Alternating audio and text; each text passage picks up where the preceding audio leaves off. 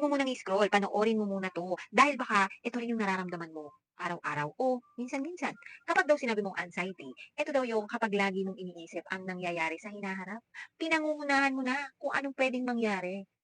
Well, may mga babae talagang ganyan katulad ko. Advance kasi akong mag-isip.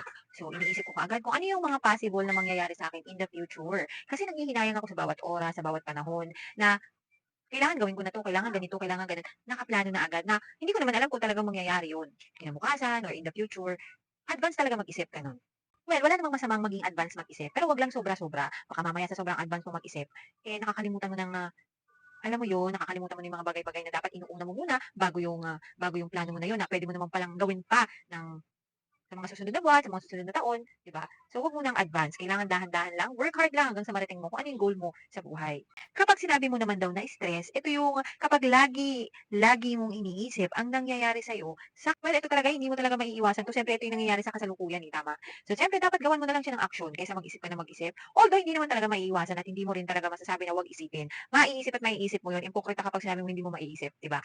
Maiisip mo 'yun pero at the end of the day kailangan gawan mo pa rin ng action para maresolbahan mo yung problema mo ngayon sa kasalukuyan, 'di ba? Gano'n lang naman 'yun. Huwag niyong masyadong dibdibin at baka nga ma-stroke kayo agad-agad. At kapag sinabi mo naman daw na depression, ito yung kapag lagi mong iniisip ang nakaraan, so hindi ka maka-move on. No, move on na girl, tapos na 'yun, 'di ba? Yung nakaraan mo na 'yan, gawin mong, experience sa buhay mo. Experience mo 'yan, eh, diyan ka tatatag, diyan ka magiging matibay, 'no? At yang nakaraan na 'yan, huwag mo nang isip-isipin pa, alam mo kung bakit? Hindi mo na 'yan mababalikan. Tapos na 'yan, huwag mo nang balikan, hindi na binabalikan ang nakaraan, okey? Kaya huwag ka ng mag-isip, isipin mo na lang kailangan mong maging masaya araw-araw, bakit? Kasi napakabilis lang ng oras ngayon, ng oras, panahon, Diyos ko, hindi mo na malaman.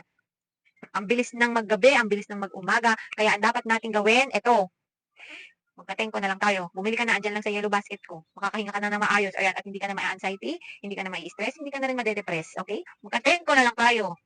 Ba-bye.